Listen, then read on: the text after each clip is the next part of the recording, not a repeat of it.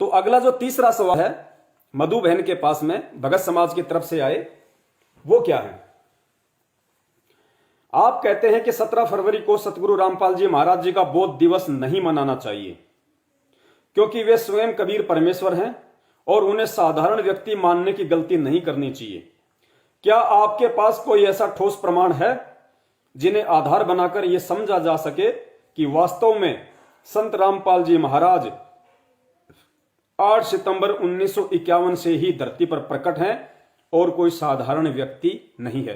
पुण्यात्माओं, ये जो तीसरा पॉइंट है ये बहुत ही ज्यादा इंपॉर्टेंट पॉइंट है। इसमें परमेश्वर के ज्ञान आधार से उनके सत्संगों से लिए हुए ऐसे अनमोल 5-4 पॉइंट हैं जो शायद आपने भी नहीं सुने होंगे अभी तक। तो हमारा इससे विश्वास बढ़ेगा कि परमेश्वर ने सारा खजाना छुपा के रखा हुआ, सारा रहस्य परमात्मा ने दबा के रखा हुआ और हम नहीं समझ पाए, और आज समझ लिए तो हमारा विश्वास बढ़ेगा हमारे गुरु पे, हमारी भक्ति पे। कोई माई का लाल हमें इस पंथ से अलग नहीं कर सकता। और जब इतनी आस्था, इतना अटल विश्वास हमारा इस पंथ पे और इस गुरु पे हो जाएगा, पुण्यात्मा, गुरु सीने से लगा लेगा। गुरु दूर नहीं है फिर हमारे से, सामने खड़ा है, वो तो बाट देख रहा है, वो तो इंतजार कर रहा है कि ये मुझे परमात्मा के रूप में स्वीकार करे। उसी क्षण परमात्मा सामने खड़ा हो जाएगा। तो भगत समाज ने सवाल किया है कि भाई यदि संत रामपाल जी महाराज 8 सितंबर 1951 से ही धरती पे प्रकट हैं और स्वयं कबीर परमेश्वर हैं, तो कोई ऐसा ठोस प्रमाण दो जिससे हमारी आत्मा को शांति मिले, हमें विश्वास हो कि वास्तव में धरती पे कबीर परमात्मा संत रामपाल जी महाराज जी के स्वरूप में 8 सितंबर 1951 से ही प्रकट हैं। तो सबसे पहला प्रमाण,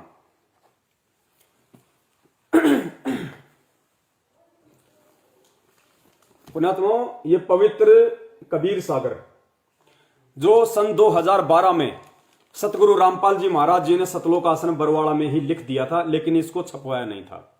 फिर सन 2016 में सतलोक आश्रम मैनेजमेंट हरियाणा ने अपने धार्मिक धंधे के विस्तार के लिए इस 2012 में लिखे गए पवित्र ग्रंथ को यह कहकर संगत में बंटवाया कि इसार जेल से 2016 में गुरुजी ने लिख के भेजा है।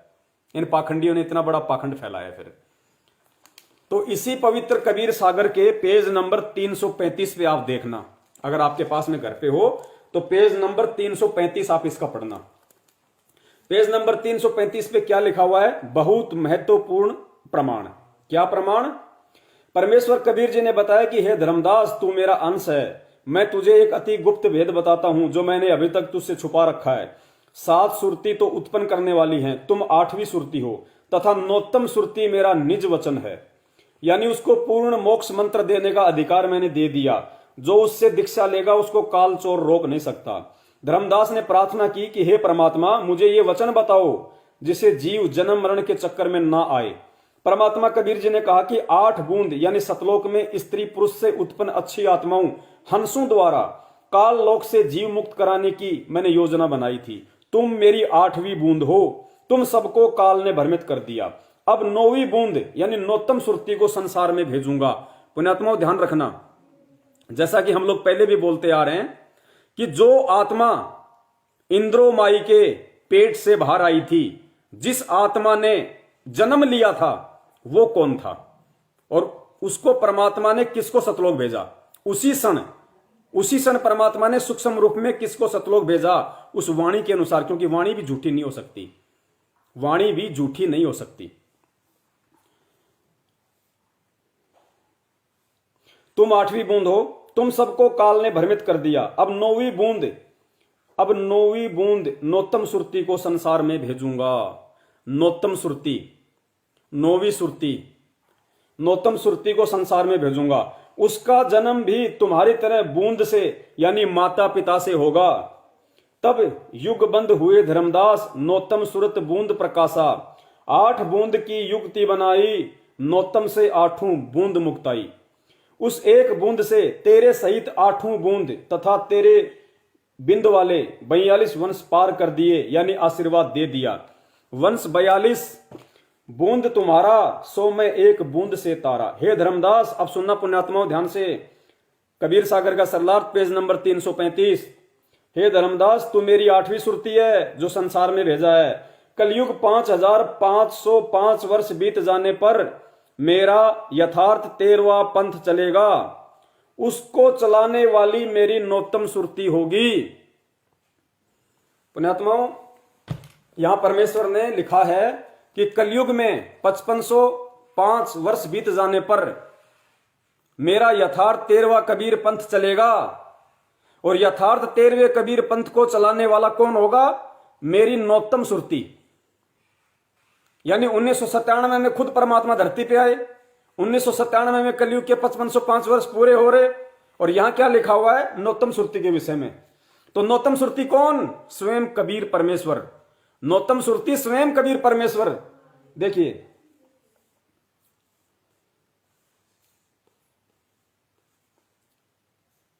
कलयुग 5505 वर्ष बीत जाने पर मेरा यथार्थ 13वां पंथ चलेगा, उसको चलाने वाली मेरी नौतम सुरती होगी। यहां परमात्मा अपने आप को छुपा रहे हैं, नौतम सुरती का दर्जा दिया अपने आप को। और जो ये कह रहे हैं ना कि परमात्मा कि धर्मदास तेरी तरह माता पिता से जन्म लेगा, माता पिता की बूंद से जन्म लेगा, वो जन्म लेने वाली आत्मा कौन थी? आगे देखिए, वह 9वीं आत्मा जो जन्म लेगी माता पिता से, मेरा निज वचन यानी सत्य नाम सार शब्द लेकर जन्मेगा। वो नौतम जो सुरती होगी जिससे कलयुग के 5505 वर्ष 5000 और 505 कलयुग के 5505 वर्ष बीत जाने पर जो मेरा यथार्थ 13वां कबीर पंथ चलेगा, यानी 1997 में उसको कौन चलाएगा? नौतम सुरती। और नौतम सुरती जब जन्मेगी तो क्या लेके जन्मेगी? पुण्यात्माओं, ध्यान देना इन बातों पे। नौतम सुरती जन्मेगी तो क्या लेके जन्मेगी? वह 9वीं आत्मा मेरा निज वचन यानी सत्य नाम सार शब्द लेकर जन्मेगा। पुण्यात्माओं, जिसके पास में सार शब्द होगा, सार शब्द संजीवन बूटी घिस घिस अंग लगावे, जिसके पास में सार शब्द होगा, क्या वो माता पिता के गर्भ से जन्म लेगा? यहां परमेश्वर अपने आप को छुपा रहे हैं कि माता पिता से जन्म लेगा। इसकी पहचान अब हमने करनी पड़ेगी, हमने निष्कर्ष निकालना पड़ेगा। और जो जन्म लेगी जो 9वीं सुरती कौन? स्वयं कबीर परमात्मा। और कह रहे हैं कि जब वो 9वीं सुरती आत्मा मेरा निज वचन यानी सत्य नाम सार शब्द लेकर जन्मेगा। अरे सार शब्द ही तो मुक्ति का साधन है, सार शब्द ही तो स्वयं वो कबीर परमेश्वर का रूप है। हम हैं शब्द शब्द हम माही, हमसे भिन्न और कछुनाई। वो सार शब्द ही तो खुद कबीर परमात्मा है। वो शब्द स्वरूपी जिसको कहते हैं शब्द स्वरूपी राम, वो सार शब्द ही तो है। परमात्मा कहते हैं शब्द को लखाया जाता है। तो परमात्मा जिस शब्द रूप में है, उस रूप को अपने भगत को लखाते हैं, अपनी पहचान करवाते हैं, लखाव कराते हैं भगत को। जब उस लायक हो जाएगा, यानी परमेश्वर साक्षात अपना दर्शन करवा देते हैं कि मेरे सामने मेरे गुरु के रूप में कौन है, कौन खड़ा है आज इस पृथ्वी पे। तो 9वीं जो सुरती होगी जो सार शब्द लेके जन्मेगी, तो पुण्यात्माओं ये विचार करने की बात है, जिसको सार शब्द परमात्मा यहां दे देते हैं वो तो जन्म मरण से मुक्त हो जाता है, वो तो जीवित मर जाता है, उसका तो सदा सदा के लिए काल लोक से झंझट खत्म। जिसके पास में सार शब्द होता है उसको तो काल भी नहीं रोकता। जिसके पास सार शब्द होता है, गुरु जी कहते हैं काल अपना शीश नवा लेता है और काल के शीश पे पैर रख के वो आत्मा सतलोक जाती है। तो जिस आत्मा के पास ऑलरेडी सार शब्द है, वो आत्मा माता पिता के गर्भ से कैसे जन्म लेगी? तो 9वीं सुरती स्वयं कबीर परमेश्वर। अब माता पिता से जो जिक्र हुआ है, ये आप और हमको धोखे में रखने के लिए। अगर मेरा भगत इतना भी नहीं पहचान पाएगा, इतनी भी मेरी परख नहीं कर पाएगा, इतना भी नहीं समझ पाएगा कि सार शब्द वाली आत्मा कभी मां के गर्भ से जन्म लेती है क्या? अरे काल और दुर्गा के पास में ना तो शब्द है ना सार शब्द है। काल के पास ना शब्द है ना सार शब्द है। लेकिन बता दो, जब से वो दुर्गा और काल इस 21 ब्रह्मांड में आए हैं, क्या आज तक उन्होंने किसी मां के गर्भ से जन्म लिया? क्या काल और दुर्गा ने किसी मां के गर्भ से जन्म लिया है? जब भी ये नष्ट होते हैं परमेश्वर के आशीर्वाद से, परमेश्वर की शब्द शक्ति से, ये दोनों के दोनों युवा शरीर में वापस प्रकट हो जाते हैं, जन्म नहीं लेते। तो पुण्यात्माओं, जिसके पास में सार शब्द है वो माता पिता की बूंद से जन्म लेके आएगा, और वो भी 9वीं सुरती जो स्वयं कबीर परमेश्वर हैं। कबीर बीजक में स्पष्ट लिखा हुआ है कि नौवीं सुरती कौन है। दास ने आपको पहले भी दिखाई थी कटिंग एक बार कि नौवीं सुरती कौन है। नौवीं सुरती समर्थ सत्य कबीरा, ये लिखा हुआ है कि नौवीं सुरती समर्थ सत्य कबीरा। समर्थ कबीर, वो सत्य कबीर ही नौवीं सुरती होगी। तो नौवीं सुरती, और फिर आगे लिख दिया वो सार शब्द लेकर जन्मेगा। अरे जिसके पास सार शब्द होगा वो तो सतलोक में होगा भाई, उसको यहां जन्म लेने की क्या जरूरत है। तो पुण्यात्माओं 8 सितंबर 1951 से ये जो नौवीं सुरती का यहां जिक्र है ये स्वयं कबीर परमेश्वर है, और 8 सितंबर 1951 से संत रामपाल जी महाराज जी के रूप में धरती पे प्रकट है। ये हमने यकीन करना पड़ेगा। आगे देखिए, वह नौवीं आत्मा मेरा निज वचन यानी सत्य नाम सार शब्द लेकर जन्मेगा, उसके द्वारा चलाए गए पंथ में जो नाम दीक्षा लेगा तो काल चोर उसको रोक नहीं पाएगा। अब पुण्यात्माओं 1997 में परमात्मा का यथार्थ 13वां कबीर पंथ चलना, और 13वां कबीर पंथ कौन चलाएगा? स्वयं वो कबीर परमेश्वर कि 5000 और 500 जब कलयुग बीत जाए महापुरुष फरमान तब जग तारण को आए, जब आवे 5505 तब ये वचन मेरा होगा साचा। उधर से परमात्मा क्या बोल रहे हैं कि 12वें पंथ हम ही चलावें। 12वें पंथ में कब? 12वें पंथ में हम ही चलावें, सब पंथों को मिटा के एक पंथ चलावें। तो एक पंथ चलाने का मतलब है यथार्थ 13वां कबीर पंथ कब? 1997 में। कौन चलाएगा? 12वें पंथ हम ही चलावें, खुद कबीर परमात्मा। और यहां क्या कह रहे हैं कि वो मेरी नौवीं आत्मा निज वचन यानी सत्य नाम सार शब्द लेकर जन्मेगा, और उसके द्वारा चलाए गए पंथ में यानी उस आत्मा के द्वारा चलाए गए पंथ में, तो पुण्यात्माओं पंथ तो चला रहे हैं कबीर परमेश्वर चलाएंगे, फिर यहां पे ये जन्म लेने वाली बात क्यों? क्या कोई जन्म लेकर कबीर परमात्मा का 13वां पंथ चला देगा? उधर तो परमात्मा कह रहे हैं कि सब पंथों को मिटा के एक पंथ चलाऊं, और 12वें पंथ हम ही चलाऊं। खुद परमात्मा आएगा 12वें पंथ में आगे, और 13वां पंथ खुद कबीर परमात्मा चलाएगा। और यहां लिख रहे हैं कि नौवीं आत्मा जो माता पिता की बूंद से जन्म लेगी उसके पास में सार शब्द होगा, और उसके द्वारा चलाए पंथ में जो नाम दीक्षा लेगा तो काल चोर उसको रोक नहीं पाएगा। तो ये डिसाइड कर लो कि 13वां पंथ कौन चलाएगा। 13वां पंथ कौन चलाएगा? कबीर परमात्मा चलाएगा ना। और यहां क्या कह रहे हैं कि जो जन्म लेके आएगा वो 13वां पंथ चलाएगा। तो ये जन्म लेके नहीं आ रहे, ये सही लिखा हुआ है लेकिन हम इसको समझ नहीं पा रहे।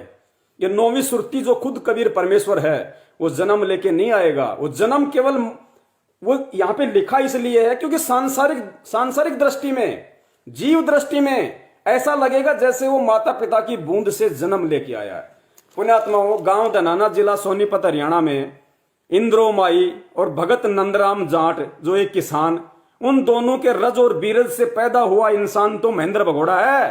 क्या वो पंथ चला सकता है? क्या वो पंथ चला सकता है 13वां? क्या उसके द्वारा चलाए गए पंथ से कोई नाम दीक्षा लेगा तो काल उसको रोकेगा नहीं? क्या वो सार शब्द लेके जन्मेगा? तो पुण्यात्माओं इंद्रो माई और नंदराम जी के संयोग से रज और बीरज से जो जन्म लेगा वो पीव नहीं हो सकता, वो जीव है, जीव। जैसे महेंद्र भगोड़ा जो आज कहता मुझे सारनाम मिला हुआ है, सारनाम लेके भी जो भगोड़ा बन के घूम रहा है, अपने गुरु का नाम दुनिया में नीचा कर रहा है, भगत के ऊपर कलंक लगा रहा है कि संत रामपाल का भगत होके, और भगोड़ा भाई होके भगोड़ा। हमारी संस्कृति में बड़े भाई को पितातुल्य माना जाता है। इसने तो अपना बड़ा भाई भी नहीं माना। सतलोक आश्रम बरवाला 18 नवंबर की रात्रि को जब कांड हुआ था 18 तारीख को, 18 नवंबर 2014 को, 18 तारीख की रात को अपने बड़े भाई को छोड़ के आश्रम से भग गया। आज तक भगोड़ा बन के घूम रहा है। वो है जीव, उसने जन्म लिया है माता पिता से।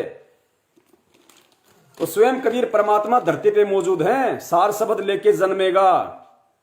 जो आत्मा जन्मी थी वो कब के सतलोक परमेश्वर ने निकाल दी उसी समय, और खुद परमेश्वर फिर पृथ्वी पे संत रामपाल जी महाराज जी के रूप में 8 सितंबर से धरती पे प्रकट हैं। वरना जीव कभी भी सार शब्द लेके नहीं जन्म सकता, और जिसके पास सार शब्द होगा वो कभी जन्म लेगा नहीं।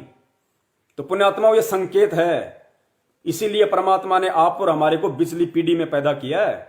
शिक्षा दी है। अब हमने ये निष्कर्ष निकालना पड़ेगा इन बातों का।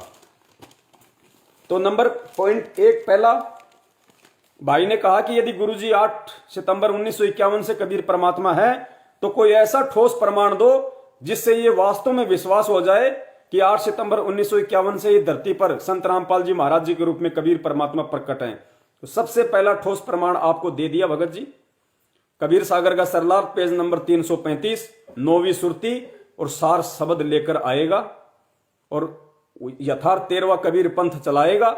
उसके पंथ से जो नाम लेगा, उसके पंथ से जो नाम लेगा उसको काल चोर रोक नहीं पाएगा। तो 13वां पंथ आज किसने चलाया? संत रामपाल जी महाराज जी ने। अब सार शब्द लेके आए हैं गुरुदेव, क्योंकि परमेश्वर की तो जेब में होता है सार शब्द।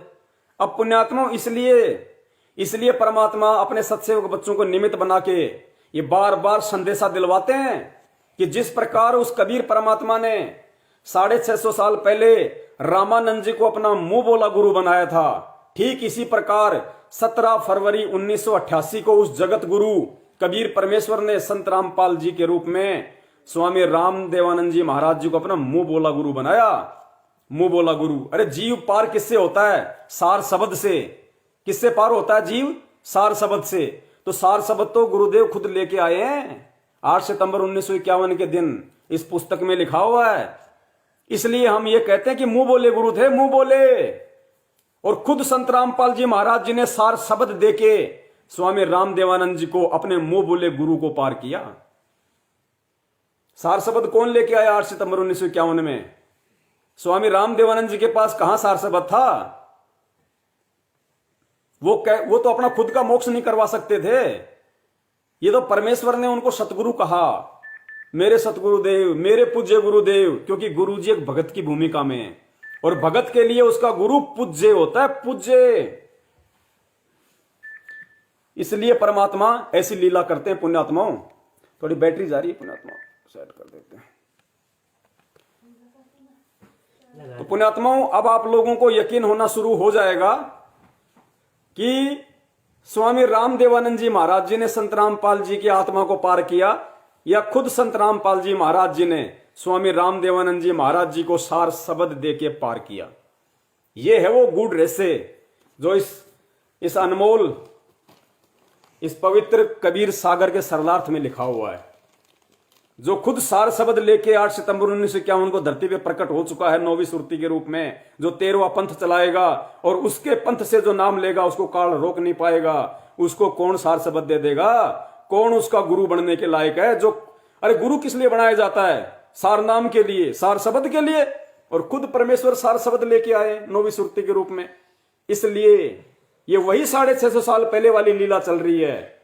जैसे कबीर जी ने मुंह बोला गुरु बनाया उनको और उनको नाम दिया, ऐसे ही परम पूज्य सतगुरु रामपाल जी महाराज जी के रूप में कबीर परमेश्वर धरती पे 8 सितंबर 1951 के दिन प्रकट, 17 फरवरी 1988 को अपना मुंह बोला गुरु बनाया। कौन उनका बोध दिवस मनाने की मां गलती कर रहा है? किसका बोध दिवस मना रहे हो पुण्यात्माओं? जो खुद धरती पे 8 सितंबर से प्रकट है, तुम 17 फरवरी को उसका बोध दिवस मना रहे हो, ये कह के कि 17 फरवरी को संत रामपाल जी को आध्यात्मिक ज्ञान हुआ है। पुण्यात्माओं, धोखा खा जाओगे बहुत बड़ा। परमात्मा ने एक गलती जो तुमने 8 सितंबर को उनका जन्मदिन मना के की है ना, अगर 17 फरवरी को उनका बोध दिवस मना के अगर तुमने गलती कर दी, धरती पर ठोर ठिकाना नहीं होगा तुम्हारा। तो ये एक पॉइंट ये क्लियर हुआ। दूसरा पॉइंट आपको और अधिक विश्वास दिलाने के लिए पुण्यात्माओं, एक एक पॉइंट बहुत जबरदस्त हैं, आप लोग ध्यान से सुनना इनको। नंबर 2, अगर संत रामपाल जी महाराज जी साधारण व्यक्ति होते, अगर वो माता पिता के रज बीरज से जैसे आप और हम पैदा हुए हैं 2 बूंद से, अगर संत रामपाल जी महाराज जी उसी प्रकार एक साधारण व्यक्ति होते और माता पिता के संयोग से और इंद्रो माई के पेट से अगर जन्म लेके पैदा होते, तो पुण्यात्माओं विचार करने की बात है। 8 सितंबर 1971 को जय गुरुदेव पंथ के संचालक संत तुलसीदास जी ने जो भविष्यवाणी की थी, जिस भविष्यवाणी को परम पूज्य सतगुरु रामपाल जी महाराज जी ने अपने मुख कमल से हम सबको बताया, उन्हीं की पुस्तकों में पढ़ा के और पूज्य गुरुदेव केवल उसी भविष्यवाणी का समर्थन करेंगे जो सत्य होगी, अन्यथा लाखों भविष्यवक्ता और लाखों भविष्यवाणियां रात दिन यूट्यूब पे दौड़ती रहती हैं। परमात्मा ने किसी की तरफ ध्यान नहीं दिया। परमेश्वर केवल उसी भविष्यवाणी को अपने मुख कमल से बोलेंगे जो वास्तव में सत्य है, यथार्थ है। तो जो भगत भाई बहन ये मानते हैं कि 8 सितंबर 1951 को संत रामपाल जी महाराज जी का जन्म हुआ है, उनको तो भगवान 1997 में आके मिले, फिर उनकी आत्मा को सतलोक भेजा, फिर खुद कबीर जी उनके शरीर को काम में ले रहे हैं। जिनकी ये सोच है उनके लिए ये पॉइंट नंबर 2 है, विश्वास दिलाने के लिए कि धरती पे खुद कबीर परमेश्वर शुरू से ही प्रकट हैं। 8 सितंबर 1971 में जय गुरुदेव पंथ के संचालक संत तुलसीदास जी ने जो भविष्यवाणी की, क्या भविष्यवाणी की? आप सबने अच्छे से उसको सुन रखा है, पढ़ रखा है, इसलिए दास आपको वर्बली बताएगा। जय गुरुदेव जी ने कहा कि आज वो महापुरुष जिसके बारे में मैं कई बार जिक्र कर चुका हूं, जिसका एक झंडा होगा, जिसकी एक भाषा होगी, उसको दुनिया का इतना समर्थन मिलेगा जो आज तक किसी को नहीं मिला। वो महापुरुष आज 8 सितंबर 1971 को पूरे 20 वर्ष का हो चुका है। कौन महापुरुष? जिसका एक झंडा होगा, जिसकी एक भाषा होगी, आज वो पूरा 20 वर्ष का हो चुका है। तो सबको पता है 8 सितंबर 1951 को गुरुदेव धरती पे प्रकट हुए और 8 सितंबर 1971 को पूरे 20 वर्ष के होते हैं।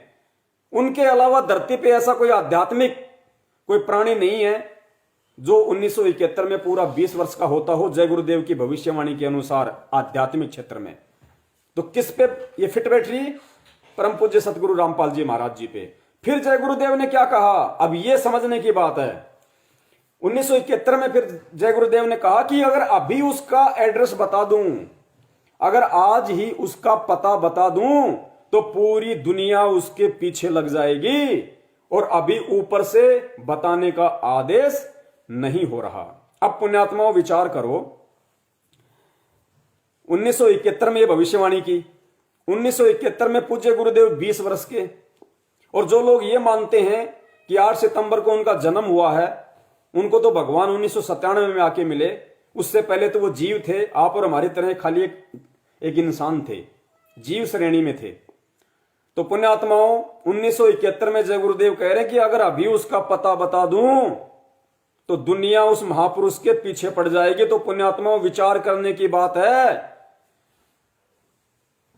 अगर संत रामपाल जी महाराज जी साधारण व्यक्ति होते, मां के गर्भ से जन्म लेके आते, और यदि उनको परमात्मा 1997 में मिले, तो पुण्यात्मा 1971 में जय गुरुदेव की भविष्यवाणी के अनुसार दुनिया किसके पीछे पड़ जाती? क्या दुनिया एक जीव के पीछे पड़ जाती है? अगर जय गुरुदेव उसका एड्रेस बता देता तो क्या दुनिया एक जीव के पीछे पड़ती? ये पॉइंट है, सोचने की बात है। उसने कहा कि अगर अभी उसका पता बता दूं 20 वर्ष की उम्र में, उस महापुरुष का, महापुरुष कौन होता है? पुरुष सामान्य, महापुरुष परमात्मा। अगर अभी उसका पता बता दूं तो दुनिया उसके पीछे पड़ जाएगी। तो पुण्यात्माओं क्या दुनिया एक आम व्यक्ति के पीछे पड़ जाएगी? अगर वो परमात्मा ना होते तो जय गुरुदेव ये बात क्यों बोलते? क्या एक आम इंसान के पीछे दुनिया पड़ जाएगी? तो ये विचार करने की पॉइंट है पुण्यात्माओं। उस समय स्वयं परमेश्वर सतगुरु रामपाल जी महाराज जी ने, जो कि स्वयं कबीर परमेश्वर हैं, उन्होंने उसकी बुद्धि फेरी अभी एड्रेस नहीं बताने का, क्योंकि वाणी के अनुसार दुनिया के सामने मुझे सन 1997 में ही प्रकट होना है, उससे पहले कोई एड्रेस नहीं बताने का।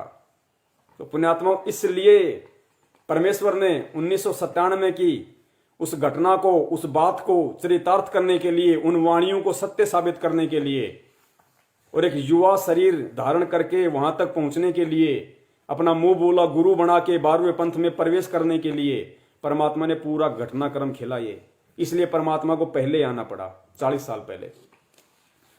पॉइंट नंबर 2, परमेश्वर की एक वाणी है कि गुरु बिन वेद पढ़े जो प्राणी और समझे न सार रहे अज्ञानी। कि जो व्यक्ति बिना गुरु के धर्मशास्त्रों को पढ़ता है उसको कोई ज्ञान नहीं हो सकता, वो मूर्ख है, अज्ञानी है, उल्टा ही अर्थ करके बताएगा। तो जो व्यक्ति गुरुदेव को साधारण मानते हैं, 8 सितंबर 1951 को उनका जन्म लिया वो मानते हैं, और वो ये मानते हैं कि 1997 में उनको जब कबीर परमात्मा आके मिले, और 1997 में संत रामपाल जी महाराज, जो कि एक जीव थे, उनकी आत्मा को सतलोक भेजा कि तेरा रामपाल अज्ञानी किया सतलोक का वासी। और 1997 में से खुद उनके रूप में कबीर परमात्मा धरती पे हैं। जो लोग ये मानते हैं, अब उन लोगों को यहां विचार करना चाहिए। यदि वो मानते हैं कि 1997 में ही कबीर परमात्मा धरती पे आए हैं, उससे पहले संत रामपाल जी परमात्मा नहीं थे, तो उन लोगों को अब ये विचार करना पड़ेगा कबीर परमेश्वर की वाणी के अनुसार कि गुरु बिन वेद पढ़े जो प्राणी, समझे न सार रहे अज्ञानी। अब संत रामपाल जी महाराज जी ने आज दुनिया के सभी धर्मशास्त्रों का सार निकाल के दे दिया, पूरा निचोड़ निकाल के दे दिया। उनके जैसा ज्ञानी, तत्वज्ञानी, महाज्ञानी इन धर्मशास्त्रों का निचोड़ निकालने वाला ना आज तक पैदा हुआ, ना आगे होगा। कब दिया निचोड़? वाणी क्या कह रही है? गुरु बिन वेद पढ़े जो प्राणी, और समझे ना सारे रहे अज्ञानी। जो प्राणी, जो जीव, प्राणी यानी जीव, बिना गुरु के ग्रंथों को पढ़ेगा वो कभी भी उनके सार को नहीं समझ सकता। तो मुझे बता दो भाई, संत रामपाल जी महाराज जी का गुरु स्वामी रामदेवानंद जी महाराज, उन्हें कौन सा शास्त्रों का ज्ञान था? वो तो अनपढ़ थे, 16 साल की उम्र में घर छोड़ के निकल गए थे। उनको अक्षर ज्ञान तक नहीं था। उन्होंने कभी ना वेद पढ़ा, ना गीता पढ़ी, ना कुरान पढ़ी, ना बाइबल पढ़ी, ना गुरु ग्रंथ साहिब पढ़ा, ना कबीर सागर पढ़ा।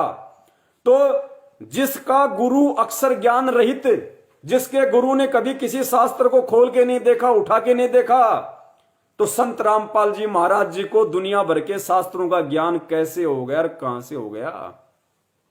गुरु बिन वेद पढ़े जो प्राणी, समझे न सारे रहे अज्ञानी। तो बताइए, संत रामपाल जी को यह गूढ़ ज्ञान किसने दिया?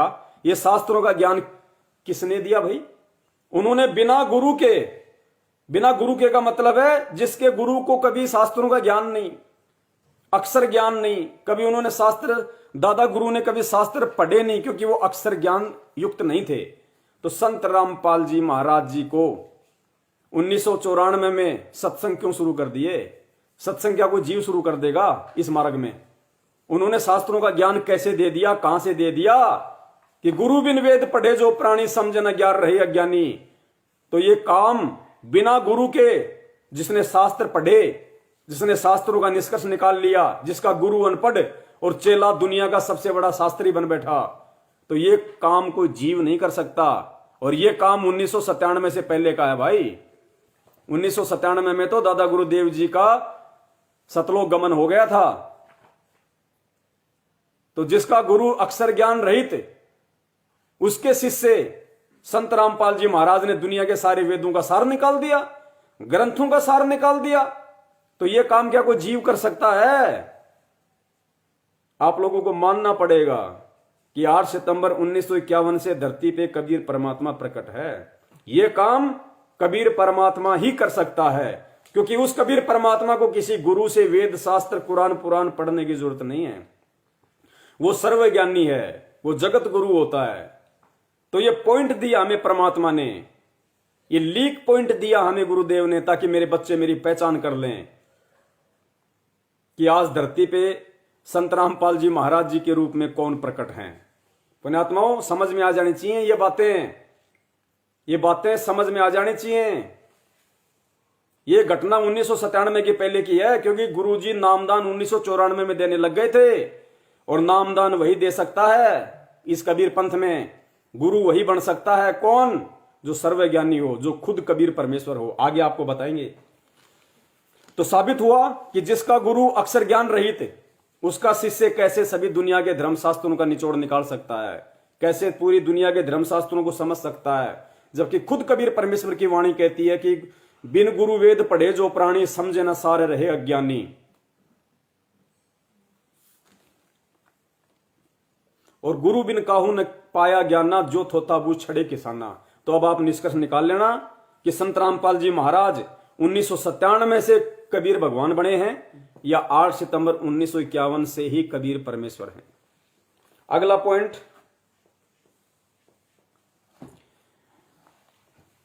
कबीर परमेश्वर के भक्ति विधान के अनुसार एक समय में पृथ्वी पे केवल एक ही संत होता है। एक समय में पूरी पृथ्वी पर केवल एक ही संत होता है। संत कैसे? जिसको नाम दीक्षा देने का आदेश हो, जो नाम दीक्षा देने के मकसद से धरती पे प्रकट हुआ हो। तो एक समय में पृथ्वी पे एक ही संत होता है। दो संत गुरु रूप में नहीं हो सकते, बाकी तो परमात्मा चाहे लाख रूप बना ले अपने, लेकिन यहां बात हो रही है संत की। और संत रूप में जब परमात्मा आते हैं तो ज्ञान देने आते हैं, नाम देने आते हैं। तो एक समय में धरती पे एक ही संत होता है। कबीर परमेश्वर के यथार्थ इस मार्ग में, सत भक्ति मार्ग में। अब अगर एक समय में, आप पहले गुरुदेव का ऑडियो सुन लीजिए, फिर आपको यकीन होगा कि वहां वास्तव में पृथ्वी पे एक समय में एक ही संत होता है।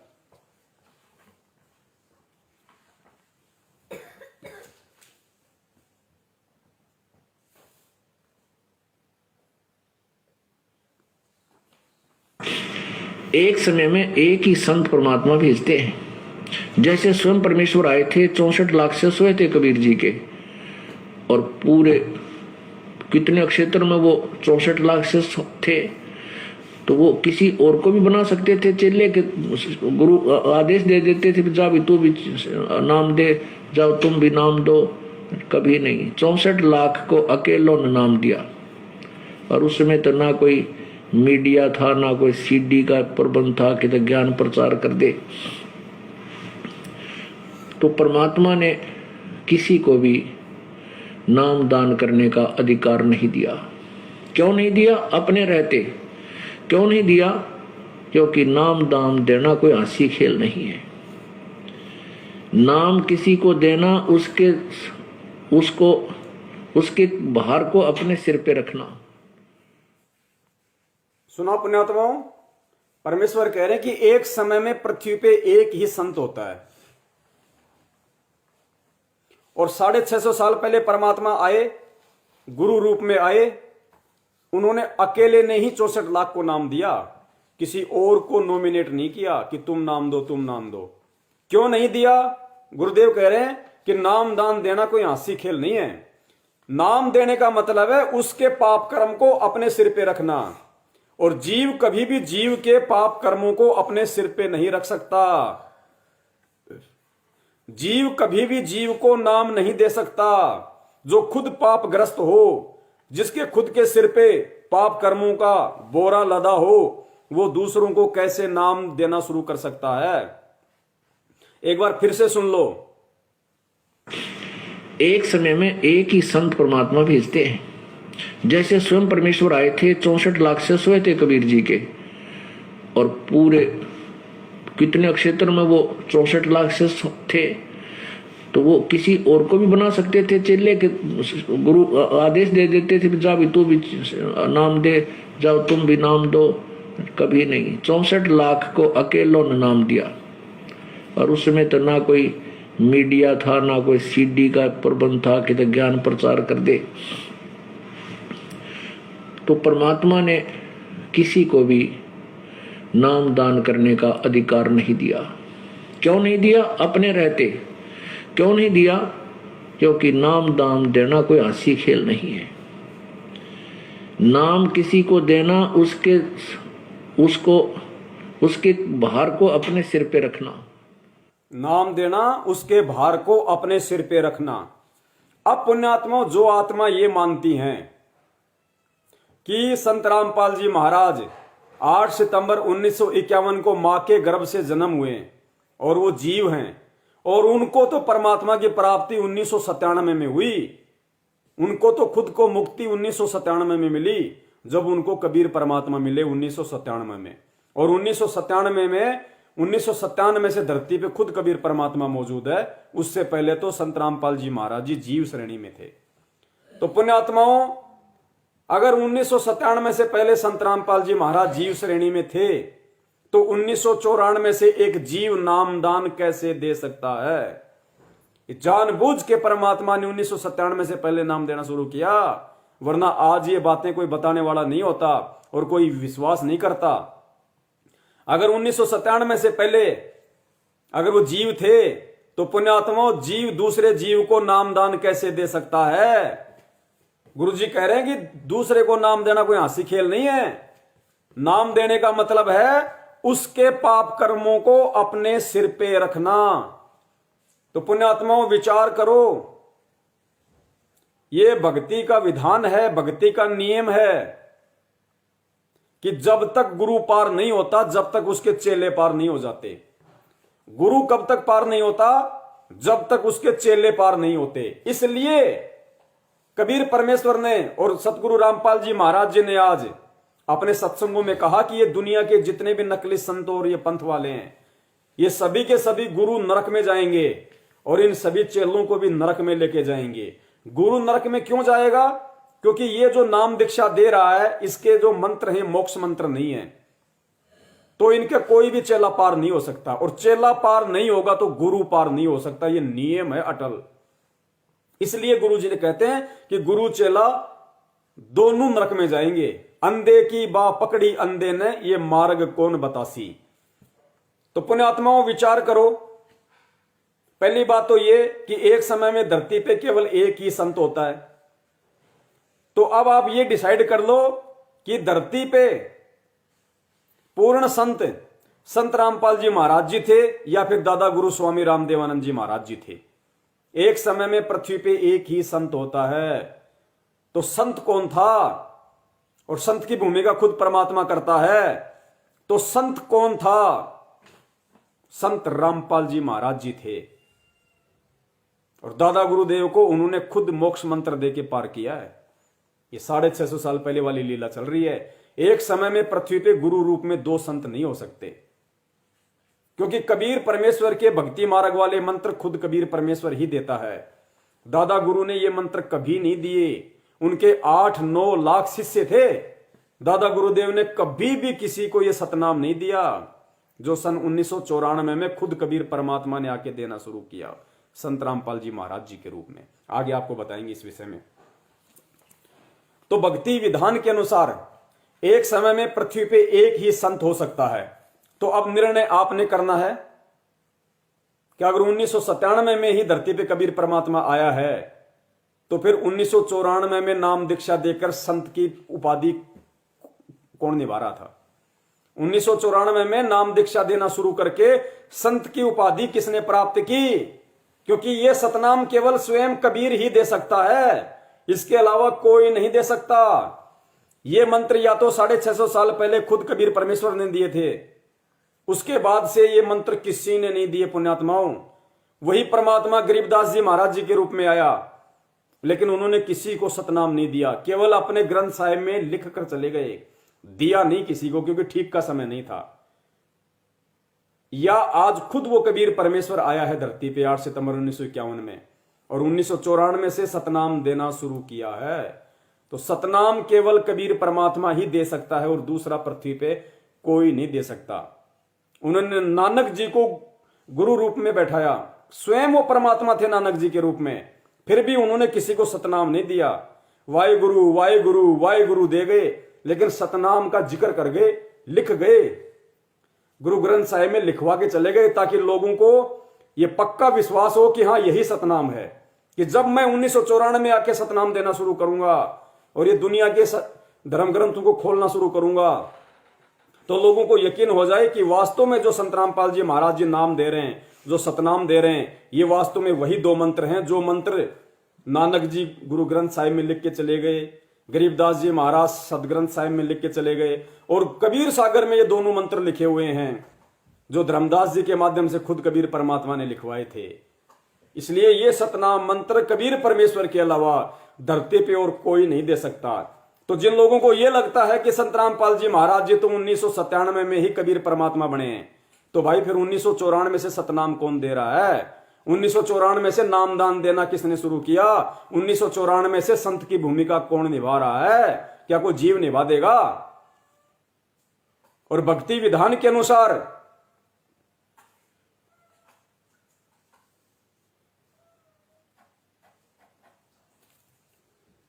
नंबर आगे, और भक्ति विधान के अनुसार पुण्यात्माओं ये पॉइंट है, इसको नोट करना आप। जैसा कि परमात्मा ने कहा कि भाई गुरु तब तक पार नहीं हो सकता जब तक उससे नाम उपदेश प्राप्त चेले पार ना हो जाएं, तब तक गुरु पार नहीं हो सकता। तो जो लोग ये कहते हैं कि 1997 में संत रामपाल जी महाराज जी की आत्मा तो सतलोक चली गई और उनके रूप में कबीर परमात्मा धरती पे प्रकट हैं, तो वो भाई बहन मुझे इस बात का जवाब दे दें कि जब भक्ति विधान के अनुसार गुरु तब तक पार नहीं हो सकता जब तक उसके चेले पार ना हो जाएं, तो संत रामपाल जी महाराज जी की आत्मा यदि 1997 में सतलोक चली गई तो मुझे यह बता दो कि 1994 से 1997, 94, 95, 96, 97, 1994 से 1997 तक संत रामपाल जी महाराज जी ने जिन हजारों लोगों को सतनाम दिया, प्रथम नाम दिया, यानी जो उनके चेले बने हजारों की संख्या में, वो तो आज तक धरती पे जीवित है, उनका तो आज तक मोक्ष नहीं हुआ।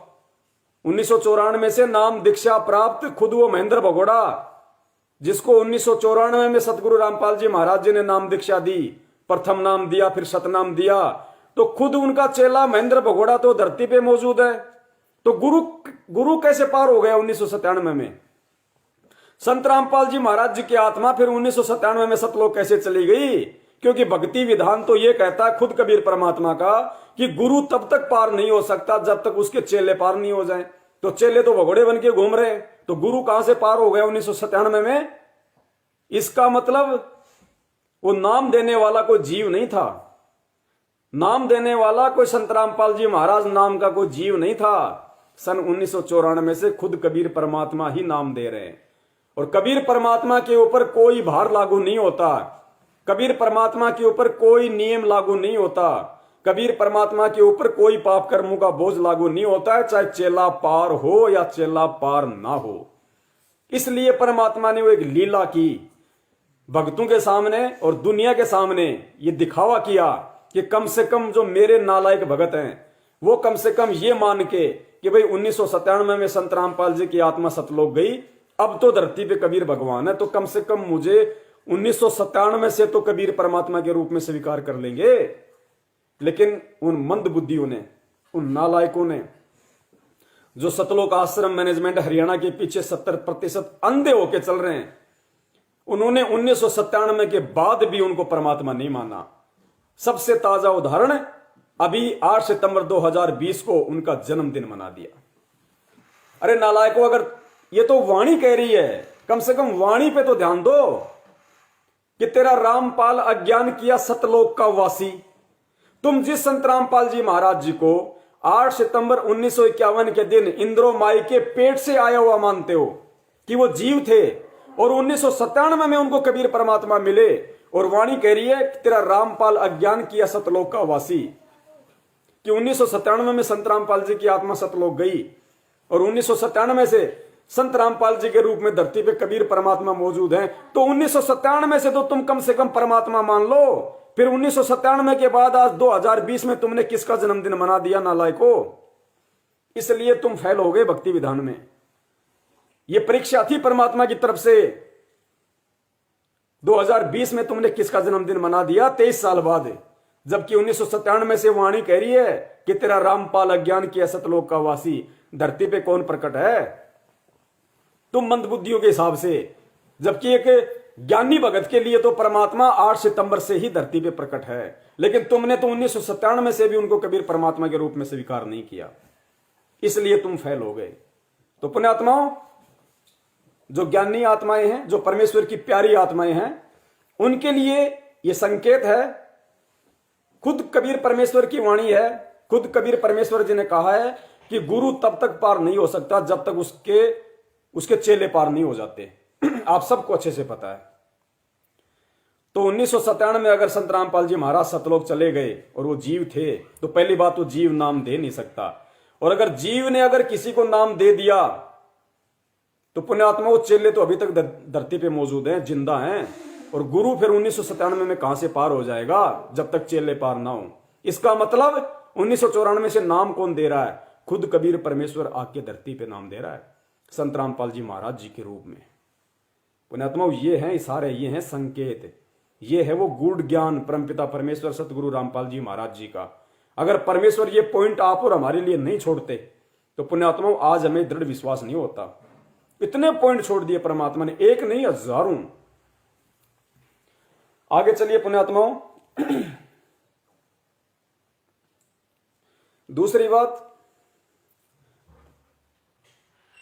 अगर उस जो पुस्तक में लिखा हुआ है उसके अनुसार अगर हम चलें, जिसमें गुरुजी कह रहे हैं कि 1997 में मुझे कबीर परमात्मा आके मिले और मुझे सार शब्द की वास्तविकता देके गए, मुझे सार शब्द की वास्तविकता देके गए। तो पुण्यात्मा एक बात बताओ, अगर 1997 में संत रामपाल जी महाराज जी को कबीर परमात्मा मिले और सार शब्द की वास्तविकता समझाई, तो कबीर सागर के पेज नंबर 335 के अनुसार वो सार शब्द लेके कौन जन्मा था? वो नौवीं सुरती कौन थी? फिर सार शब्द लेके कौन आया था कि जिसके चलाए पंथ में जो नाम लेगा उसको काल चोर रोक नहीं पाएगा। और दूसरा पॉइंट, यदि 1997 में ही संत रामपाल जी महाराज जी को कबीर परमात्मा मिले, तो फिर 17 फरवरी 1988 को उन्होंने जिसे अपना गुरु बनाया स्वामी रामदेवानंद जी महाराज जी को, फिर वो कौन था? अगर संत रामपाल जी महाराज जी की इस लिखावट के अनुसार अगर 1997 में उनको कबीर परमात्मा आके मिले, तो फिर उनके गुरु के रूप में कौन था? उनका गुरु कबीर था या 1997 में उनको जो मिला वो कबीर था? इसलिए पुण्यात्माओं दास आपको कह रहा है कि स्वामी रामदेवानंद जी महाराज केवल उनके मुंह बोले गुरु थे, जानबूझ के उन्होंने उनको अपना गुरु बनाया था। ये पहले ही सारी बातें हो गई थी, लोगों को नहीं पता था, आश्रम वालों को नहीं पता था। और अब क्या बताऊं आप लोगों को, चलो अभी आप इतना यकीन नहीं कर पाओगे, इसलिए दास अभी उस बात को, उस राज को अभी नहीं खोलेगा, समय आने पे परमात्मा उसका भी जिक्र करवाएंगे। तो आप खुद स्वीकार कर लो, संत रामपाल जी महाराज जी के भक्ति विधान अनुसार सतगुरु कौन होता है? सतगुरु यानी सच्चा गुरु। और सच्चा गुरु कौन? खुद कबीर परमात्मा। और गुरु जी अपने गुरु को क्या कहते हैं? सतगुरु।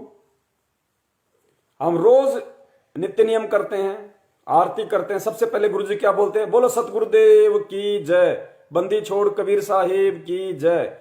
सबसे पहले सतगुरुदेव की जय बोलते हैं। तो गुरुजी भगत की भूमिका में सतगुरुदेव किसको बोल रहे हैं? स्वामी रामदेवानंद जी महाराज जी को। और सतगुरु शब्द किसके लिए प्रयोग होता है? खुद कबीर परमात्मा के लिए। तो अगर गुरुजी के गुरु, अगर संत रामपाल जी महाराज जी के गुरु स्वामी रामदेवानंद जी महाराज सतगुरु थे, तो सतगुरु तो खुद कबीर परमात्मा होता है। तो फिर 1997 में उन्होंने एक घटना का जिक्र क्यों किया, क्यों लिखा कि मुझ रामपाल दास को दिन के 10 बजे मार्च 1997 को कबीर परमात्मा आके मिले और सार शब्द की वास्तविकता बताई।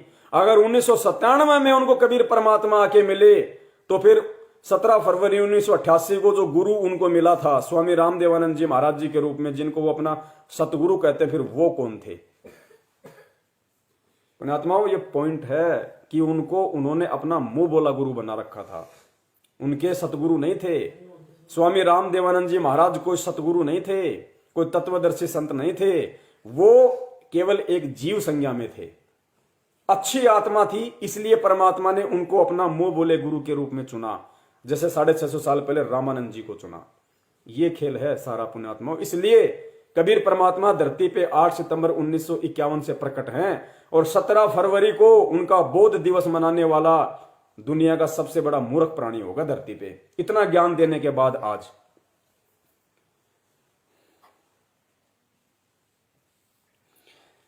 साधारण व्यक्ति होते तो 1994 में सतनाम का दान नहीं कर सकते थे।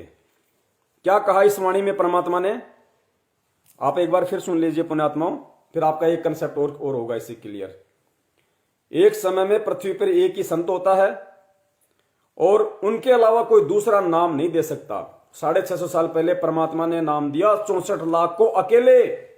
पुण्यात्मा, शब्द ध्यान रखना, 64 लाख को अकेले, ये शब्द ध्यान रखना, एक बहुत गहरा कंसेप्ट होगा फिर क्लियर। एक समय में एक ही संत परमात्मा भेजते हैं। जैसे स्वयं परमेश्वर आए थे, 64 लाख से सोए थे कबीर जी के, और पूरे कितने क्षेत्र में वो 64 लाख से थे, तो वो किसी और को भी बना सकते थे चेले के। गुरु आदेश दे देते थे, जा भी तू भी नाम दे, जाओ तुम भी नाम दो। कभी नहीं, 64 लाख को अकेलों ने नाम दिया। 64 लाख को अकेलों ने नाम दिया। अब पुण्यात्माओं, गुरु जी का एक सत्संग आता है कि जब मीराबाई कबीर परमात्मा से नाम दीक्षा लेने गई तो कबीर परमात्मा ने कहा कि जाके रविदास से नाम ले ले। और गुरु जी कहते हैं कि रविदास जी ने मीरा को फिर प्रथम नाम दिया। और इस वाणी के अनुसार क्या कह रहे हैं परमात्मा कि 64 लाख को अकेले ने नाम दिया।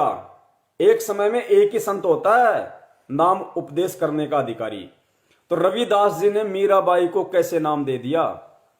अब ये लीला है परमात्मा की। पुण्यात्माओं, कबीर परमेश्वर जब आते हैं तो उनके अलावा वो किसी को भी नामदान देने का आदेश नहीं देते, स्वयं ही वो नामदान करते हैं। रविदास जी को तो मालूम भी नहीं कि मैंने कब मीरा को नाम दिया। रविदास जी को तो मालूम भी नहीं कि मैंने कब 700 ब्राह्मणों के वहां जाके और उनका 1.25 मण जनेऊ मैंने तुड़वाया।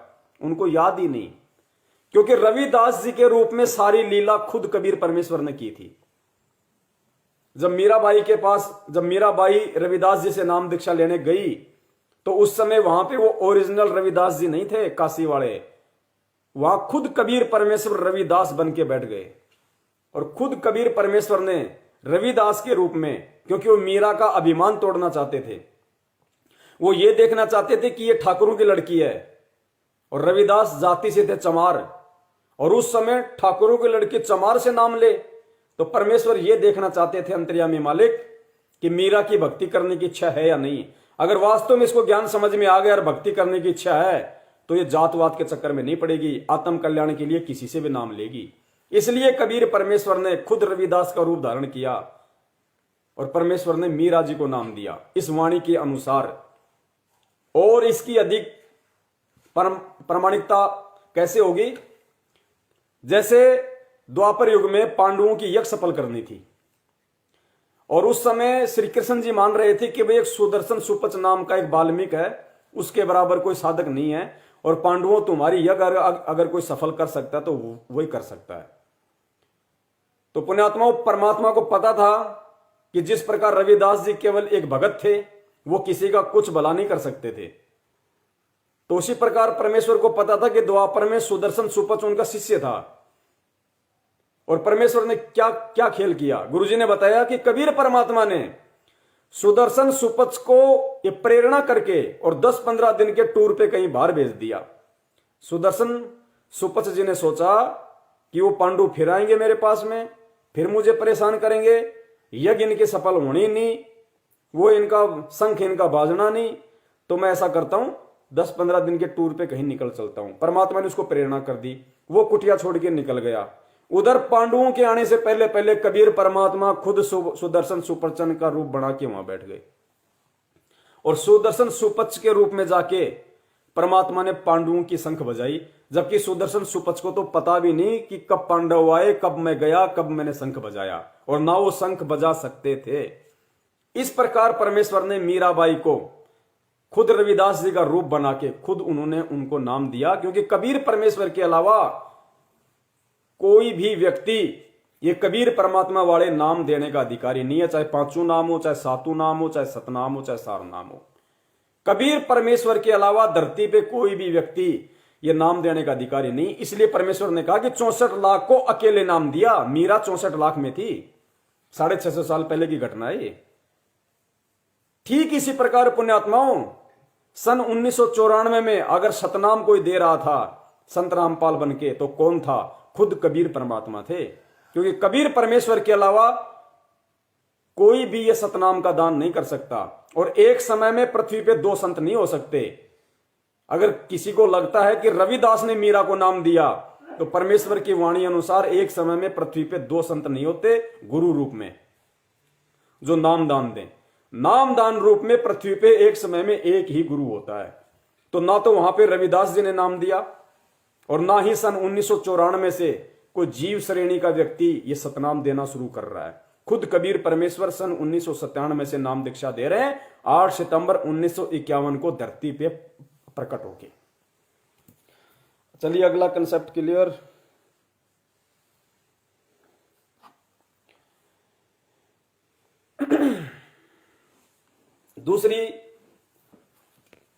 जो वाणी जो कबीर परमेश्वर की है कि लोक अनामी जावेगी वहां कोन्या मिले चुबारे, आत्मा और परमात्मा वहां कोन्या मिलते न्यारे, कोन्या रहते न्यारे। रामपाल प्रीतम प्यारे की आत्मा वहां पूर्ण आनंद लेरी। कहां लेरी? अनामी लोक में। अनामी लोक कौन सा लोक है पुण्यात्माओं? 4 लोक है, सतलोक, अलखलोक, अगमलोक और अनामी लोक।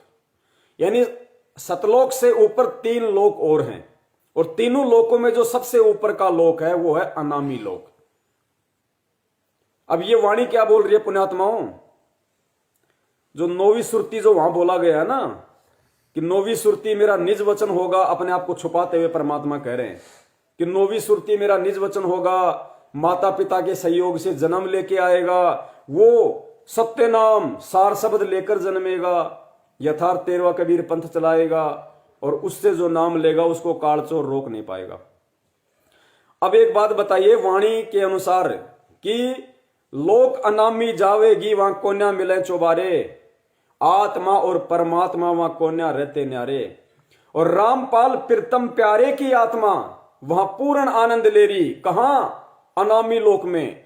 सतलोक से 3 लोक ऊपर अनामी लोक में रामपाल प्रीतम प्यारे की आत्मा पूर्ण आनंद ले रही।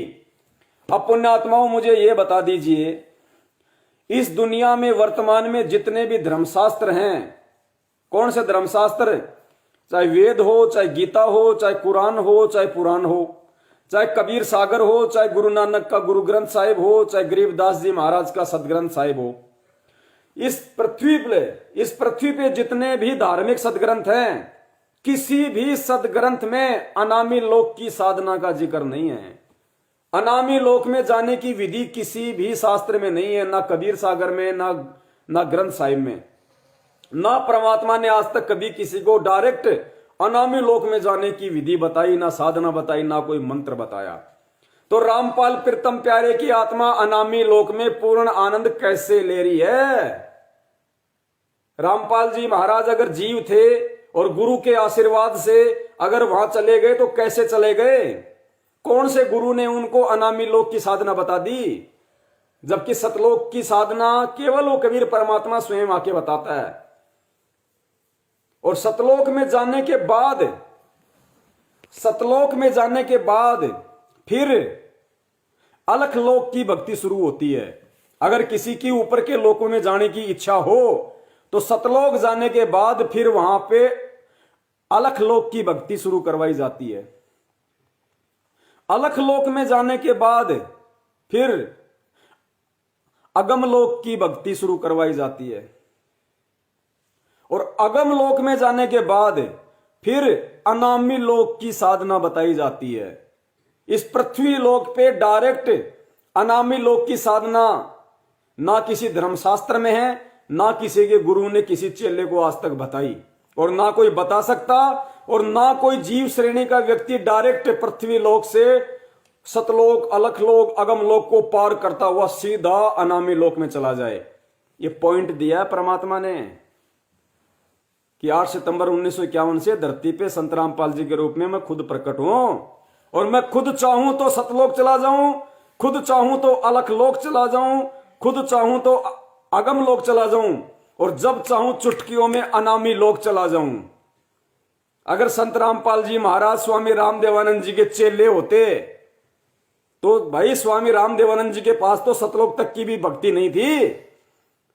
स्वामी रामदेवानंद जी के पास तो सतलोक तक की भी भक्ति नहीं थी, और वो कैसे किसी को डायरेक्ट अनामी लोक में भेज देंगे कि लोक अनामी जावेगी वहां कोन्या मिलन चौबारे, आत्मा और परमात्मा वहां कोन्या रहते न्यारे, रामपाल प्रीतम प्यारे की आत्मा वहां पूर्ण आनंद ले रही। तो संत रामपाल जी महाराज अगर जीव श्रेणी में होते तो भाई वो डायरेक्ट अनामी लोक में नहीं जा सकते थे, सतलोक तक ही जा सकते थे, वो भी अगर पूरा गुरु मिलता तो। इसलिए वो स्वयं कबीर परमेश्वर थे जो सार शब्द लेकर आए थे, और जो सार शब्द जो उनका खुद वास्तविक रूप है, शब्द रूप है, वो परमात्मा चाहे तो अनामी लोक में चला जाए, चाहे वो सतलोक में चला जाए, चाहे वो पाताल लोक में चला जाए, उसकी मर्जी। तो ये पॉइंट दिया हमें परमात्मा ने इस वाणी के माध्यम से कि पुण्यात्माओं किस बहम में जी रहे हो? कहा मुझे स्वामी रामदेवानंद जी का चेला समझ के अपना समय बर्बाद कर रहे हो? धरती पे खुद कबीर परमात्मा मौजूद है पुण्यात्माओं। रामपाल प्रीतम प्यारे की आत्मा वहां पूर्णानंद लेरी अनामी लोक में। पुण्यात्माओं, ये पॉइंट है, हमें विचार करना पड़ेगा। यही सत्संगों का सार है, यही निष्कर्ष है जो परमात्मा चाहते हैं कि मेरा प्रत्येक बच्चा अपना मोतिया बिंद हटा के इन पे विचार करे, निष्कर्ष निकाले मेरी बातों का, मेरे शब्दों का, और संत रूप में मेरी पहचान करे। अरे भगवान कोई 40 साल आगे जाके भगवान नहीं बनता पुण्यात्माओं। 40 साल आगे जाके भगवान नहीं बनता कोई, भगवान तो शुरू से ही भगवान होता है। अब देखिए पुण्यात्माओं, अगर संत रामपाल जी महाराज जी कोई साधारण व्यक्ति होते, 8 सितंबर को अगर वो मां के पेट से जन्म लेके आते, और यदि 1997 में, ये पॉइंट ध्यान रखना पुण्यात्माओं, 1997 में अगर संत रामपाल जी महाराज जी को कबीर परमात्मा सतलोक से आके मिले, और सतलोक से आके मिलने के बाद अगर उनका शरीर काम में ले रहे हैं, उनको सतलोक में भेज दिया, ये पुण्यात्माओं संभव नहीं है। ये बिल्कुल भी संभव नहीं है। परमात्मा के लिए तो कुछ भी संभव, कुछ भी असंभव नहीं है, सब कुछ संभव है उनके लिए। लेकिन भक्ति विधान के अनुसार यह संभव नहीं है कि 1997 में कबीर परमात्मा आए, संत रामपाल जी की आत्मा को सतलोक भेजा, और फिर उनके शरीर को खुद काम में ले रहे हैं। आज तक का भक्ति इतिहास इस बात का गवाह है पुण्यात्माओं, सतयुग से लेके वर्तमान तक उस कबीर परमात्मा ने कभी भी किसी भी आत्मा का शरीर काम में नहीं लिया, कभी किसी आत्मा का शरीर काम में नहीं लिया, कभी किसी आत्मा के शरीर में प्रवेश करके अपना काम नहीं किया। यह काम करता है काल भगवान। वो प्रेत की तरह किसी दूसरे की आत्मा दूसरे के शरीर में प्रवेश करता है, फिर वो अपना प्रचार करता है। जिस प्रकार महाभारत के युद्ध में श्री कृष्ण जी के शरीर में भूत की तरह, प्रेत की तरह वो काल भगवान प्रवेश कर गया और अपना सारा काम कर दिया, सत्यानाश करवा दिया।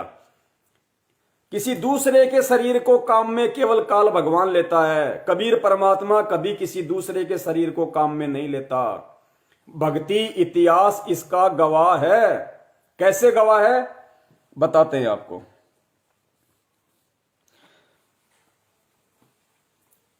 एक समस्त्र वेद नाम का जो ऋषि था, सतगुरु रामपाल जी महाराज जी ने उसका जिक्र किया, जो मंसूर का गुरु था। तो समस्त्र वेद जो ऋषि था वो परमात्मा की भक्ति किया करता था, मुसलमान धर्म में था, वो मुसलमान वालों साधना नहीं किया करता था। इसलिए सारा मुसलमान समाज उसके विपरीत खड़ा हो गया और लोगों ने उसको आंच नहीं दी खाना बनाने के लिए। लोगों ने फरमान जारी कर दिया कि कोई भी अपने घर से चूल्हे की आंच इसको नहीं देगा खाना बनाने के लिए, ये काफिर है, ये अल्लाह को साकार बताता है, ये हमारे समाज से बाहर हो गया, ये काफिर हो गया समस्त्र वेद। तो किसी भी व्यक्ति ने उस समस्त्र वेद ऋषि को, जो कि मुसलमान समाज से था, उस शहर में उसको खाना बनाने के लिए किसी ने अग्नि नहीं दी। तो कबीर परमेश्वर की वो भक्ति करता था, कबीर परमेश्वर का संत था, उसकी आत्मा थी। कबीर परमेश्वर ने क्या किया अपनी आत्मा के लिए? परमात्मा ने सूरज को धरती के नीचे ले आए। परमात्मा सूरज को धरती के नीचे ले आए, धरती के बिल्कुल पास में ले आए सूरज को। पूरा शहर भट्ठी बन गया, समस्त्र वेद ऋषि को आंच भी नहीं आई, और समस्त्र वेद ऋषि ने रोटी पकाई उस सूरज की गर्मी से। उसके बाद में समस्त्र वेद ऋषि अपना शरीर छोड़ गए। अब पुण्यात्माओं, उसके बाद में समस्त्र वेद ऋषि के रूप में खुद कबीर परमात्मा फिर आए धरती पे। गुरुदेव ने बताया कि समस्त्र वेद ऋषि के रूप में खुद कबीर परमात्मा धरती पे आए। उसके शरीर छोड़ने के बाद वैसा ही शरीर परमात्मा ने बनाया, और फिर परमेश्वर ने सिमली को और मंसूर को नाम दीक्षा दी। अनल हक नाम परमेश्वर ने उसको दिया। तो भक्ति इतिहास गवाह है, समस्त्र वेद का शरीर छूटने के बाद परमात्मा ने फिर से समस्त्र वेद ऋषि जैसा ही शरीर बनाया। उसके बाद परमात्मा ने मंसूर को अनल हक नाम दिया। मंसूर की कहानी हम सब जानते हैं। राजा का लड़का था, बात नहीं मानता था मुसलमानों के कहने पे, और उसका एक एक अंग उसका काट दिया। तो मंसूर के शरीर छोड़ने के बाद में फिर कबीर परमात्मा ने असंख्य मंसूर के शरीर बनाए। हजारों मंसूर हो गए शहर में, गली गली में, अनल हक अनल हक अनल हक। 2 पॉइंट। रविदास जी के रूप में खुद कबीर परमेश्वर ने रविदास जी को प्रेरणा करके कहीं बाहर भेजा और खुद उस परमात्मा ने रविदास जी का रूप बना के मीराबाई को नाम दिया। फिर द्वापर में परमात्मा ने अपने शिष्य सुपच सुदर्शन का रूप बनाया। सुपच सुदर्शन के शरीर में प्रवेश नहीं किया परमात्मा ने, ना समस्तवेद ऋषि के शरीर में प्रवेश किया, ना मंसूर के शरीर में प्रवेश किया, ना रविदास जी के शरीर में परमात्मा ने प्रवेश किया, क्योंकि यह काम काल भगवान करता है भूत की तरह अंदर प्रवेश करके। ना परमात्मा ने सुपच सुदर्शन के शरीर में प्रवेश किया, उसको परमात्मा ने प्रेरणा कर दी, वो कुटिया छोड़ के चला गया। परमात्मा ने वैसा ही रूप बनाया और पांडवों की यज्ञ परमात्मा ने सफल की। अब पुण्यात्माओं, अगर 1997 में कबीर परमात्मा धरती पे आए और संत रामपाल जी महाराज जी की आत्मा को सतलोक भेज दिया और खुद संत रामपाल जी महाराज जी के शरीर को काम में ले रहे हैं, तो पुण्यात्माओं भक्ति इतिहास के अनुसार ये उचित नहीं है। क्योंकि अगर वो कबीर परमेश्वर संत रामपाल जी महाराज जी का रूप बनाएंगे, वास्तव में अगर कबीर परमात्मा आज संत रामपाल जी महाराज जी का रूप बना के धरती पे प्रकट हैं 1997 से, तो संत रामपाल जी महाराज जी का शरीर कहां है? उस आत्मा का शरीर कहां है? उस आत्मा ने किस विधि से शरीर छोड़ा? ये कहां उल्लेख है, कहां लिखा हुआ है? जिस प्रकार समस्त वेद ऋषि का परमात्मा ने रूप बनाया, उससे पहले समस्त वेद ऋषि ने शरीर छोड़ा। मंसूर का परमात्मा ने रूप बनाया, उससे पहले मंसूर को काटा गया, सबको पता है। रविदास जी का परमेश्वर ने रूप बनाया, सुपथ सुदर्शन का परमेश्वर ने रूप बनाया, सबको पता है। 15 दिन की यात्रा पे निकल गया। अब संत रामपाल जी महाराज जी का यदि 1997 में वो कबीर परमात्मा रूप बना रहा है, तो संत रामपाल जी महाराज जी का शरीर कहां है? क्या उन्होंने शरीर छोड़ा? क्या किसी को मालूम पड़ा? क्या किसी ने बताया कि संत रामपाल जी ने शरीर छोड़ दिया, वो सतलोक चले गए? कि रामपाल प्रीतम प्यारे की आत्मा सतलोक में पूर्ण आनंद ले रही। तो सतलोक यदि संत रामपाल जी महाराज जी की आत्मा गई है, तो संत रामपाल जी का शरीर कहां है? उन्होंने कहां शरीर छोड़ा? कैसे शरीर छोड़ा? कोई बीमारी से छोड़ा, कोई एक्सीडेंट से छोड़ा, या वैसे समाधि लगा के छोड़ा? कहां उनका शरीर है? नहीं है ना किसी को पता कि उन्होंने शरीर छोड़ा कि नहीं छोड़ा, कब छोड़ा। तो पुण्यात्माओं, संत रामपाल जी महाराज जी की आत्मा को सतलोक भेजकर संत रामपाल जी महाराज जी के शरीर में कबीर परमात्मा घुस के अपना काम कर रहे हैं, ये एक भगत की मूर्ख सोच है। ऐसे काम केवल काल भगवान करता है, वो प्रेत की तरह किसी के शरीर में प्रवेश करके अपना जो काम निकालता है। तो इससे साबित है कि धरती पे खुद कबीर परमात्मा 8 सितंबर 1951 से ही प्रकट है।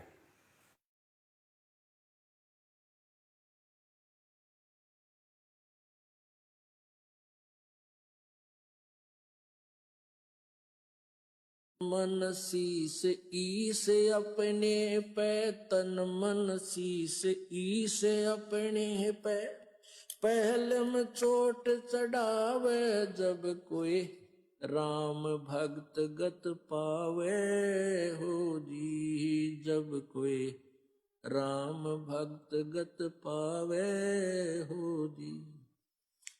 तन मन शीस ईस अपने पे, तन मन शीस ईस अपने पे, पहले में चोट चढ़ावे, जब कोई राम भक्त गत पावे हो जी, जब कोई राम भक्त गत पावे हो जी।